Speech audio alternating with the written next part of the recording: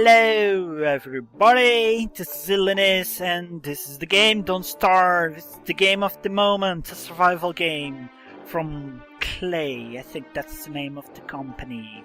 Well, don't ask me things about the producers and the story of the game. It's not like I'm into it. I mean, knowing this kind of things, you have other gamers who are making the videos about it and they do talk about this kind of stuff.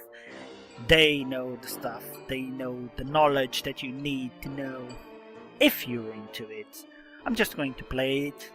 So the scheme is like this. I already unlocked a number of characters, but it seems I'm limited in the experience I got, so I cannot unlock any other characters. At least until the next update, which will happen in 9 days. Let's see if until then I finish all the characters. Probably I will, because as I was going to say, the scheme is like this. I'm going to play one character, and when it dies, and it will most certainly die before the first month is up, because I'm not that great at the game and I usually put myself in dangerous situations. So when the character dies, I start a new world with another character, and you'll see the advantages of using the certain characters. So let's not waste too much time. Here it is, new game. I'm going to show the characters I already have. So I have Wilson, the scientist. He grows a beard. It's useful. There's the fire starter, Willow. She's the girl that when she's in the dark, she starts fires on her own. She's a bit weird. And apparently she doesn't get burnt, so that's good. You can burn entire forests and not worry about your own safety. Then we have Wendy, the bereaved. Yeah, as visitors at night, you know, she gets a ghost at night. Not every night, just every odd night. Or every even night. Doesn't matter. If you touch the ghost, you'll suffer damage. And if the ghost touch anything, any creature, the creature will take damage. So you might want to walk around a bit when it's night, so you can kill birds if they're wandering around. The ghost shows up at dusk, so it's quite useful. You can still walk around and kill stuff. And if you have enemies, you can also try to defeat them with the ghost. It requires a bit of skill, but it's possible. But watch out, because if it's too many enemies, the ghost will be destroyed, and then the enemies will possibly go after you right next. Then we have this guy, Wolfgang, the strong man. Higher health, bigger stomach, and hits harder. Well, yeah, so his stomach is way bigger, so it takes a lot longer to lose his food levels. It also takes a bit more to fill it in, but that's not that much of a problem, because it's strong enough to be fighting enemies and killing whatever it needs to get his food, wherever. It's cool. Then we have the Soulless Automaton, WX78. I like this guy. He can eat spoiling food with no penalty, but that's not the only thing good about him. He's very good in defense, so he can fight monsters easily and basically take almost no damage. As long as there are not many enemies, because if he has too many enemies, he'll be overwhelmed and will suffer lots of damage, obviously. Still is quite cool. Then we have this, the Librarian, gets a bonus tech level. What does this mean? It means that you can actually do things without having the one level of requisites, like the things you need the science machine to get, she can get it right away. And the things that she would need the alchemy machine, you can get it from the science machine. So yeah, it's quite useful if you don't have to wait until you have gold to do the things the science machine would do. And then there are 2 more characters that I haven't unlocked yet. I believe it's still through experience, but since I'm already at experience cap, I haven't unlocked them yet. Okay, so I hope you didn't come to watch the game for the first time with me, because I'm not really going to explain much. Okay, I might explain this or that, I already explained a lot, but anyway, I hope you have seen other people's playthrough, because I'm not a pioneer, I'm just showing my gameplay, you know, because it's cool. I could customize the world, but I consider that cheating. Is this?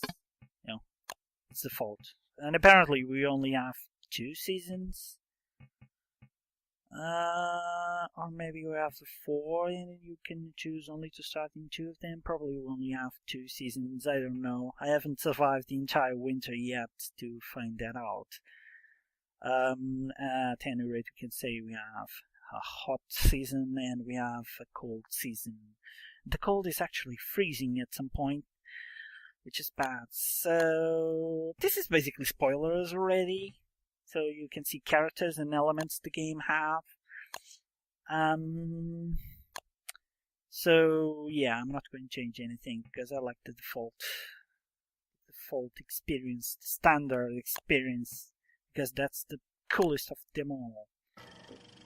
About the story of the characters or the story of the game, I don't know. I've seen a video probably on Steam or something about Wilson being a scientist trying to do something very advanced and hearing these whisperings in his head, and it's actually this guy. This is evil. He makes him build some machine and the machine actually releases him, and then Wilson just gets blown up and, well, this is the result. It's something like that, but I'm not really sure if it was officially on Steam. Oh, look! We spawn near a pig house. There's the pig. From what I've seen in other playthroughs, if we feed the pig, he will help us. He will be like our friend and fight for us and all. But I don't really like having people coming around us. That thing is a wormhole. What I know, it takes us to another wormhole somewhere in the map, and we lose a bunch of sanity when we do so. I don't really see the need of doing that at this point. There's no real reason for that. Anyway, so I'm just going to keep getting grass and flowers and those berries. And this, very important, the flint. Like, you should always try to have as much flint as you can, because you need the flint to make tools. Like what I'm going to do now. I'm going to do 2 tools already. The axe, and I would do the pickaxe if I had... Oh, there it is. More flint. Good. Okay. So, priority. I'm going to prioritize getting lots of grass and sticks and some food. Although I don't have to worry much about food, I just started the game. So I'm going to get some wood. It's important to have a bunch of wood because there's tons of things you need it for and you can use it for the fire. Although for the fire, I decided there's something much better to use as fuel. I could use coal, you can get it easily by burning trees, but I do not like burning trees much, so I will only use it to create the crock pots and possibly the other thing to dry meat. Then you get dried meat or smoked meat, whatever you want to call it. And you should always pick flowers because flowers keep your sanity cool. And when you have 12 of them, you can make a flower crown, and that will keep your sanity up for a while. It does go bad after a while. It can go to orange. I never let it go lower than the orange level, so maybe there is a red level. I never let food go below orange either, and rarely go beyond. It goes beyond green. I always keep it at green, and most usually just eat the food soon after. I'll only make the food when I need it. When I can cook, of course. There will be times when maybe I cannot cook. So in terms of priorities, just keep getting stuff in the first few hours. Why am I saying this like if I'm teaching you? That's not the point of my videos. Seriously, I'm a bad teacher. Don't follow my examples. I'm gonna get you killed for sure. Yeah, I get lots of seeds too. I'll still try to teach. I'm just telling you what I usually do. So the seeds are good for two things: recovering health. I believe it gives you health whether it's cooked or not. You can cook the seeds. It's cool. And you also can use it to plant later on in the game. You can have the farms. But farms is a pain in the ass. You have to get buffaloes, crap. Yeah, indeed. That will be, what's the name? Manure, or whatever you call it. Okay, the night is coming, but it's okay. It's only dusk. Dusk will still have plenty of light, and there will be no problem with that. The problem is when it comes the dark night, the official night, because if you don't have light nearby, you'll be attacked by your imagination. This guy has a vivid imagination. He's really dangerous. Carrots. Carrots are good. Good source of food when you cannot cook yet. Usually what I do is I create rabbit traps, and I use them to catch the rabbits that are usually mostly in the savannah,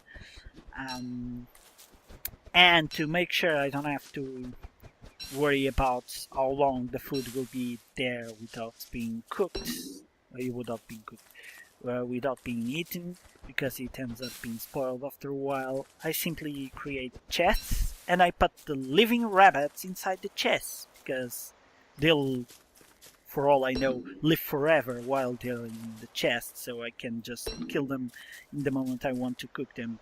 That will solve a lot of problems. I'm quite sure I was going to say something else. I don't remember what it was. How many? I only need one more flower and I can make the flower crown. So we have a savanna here.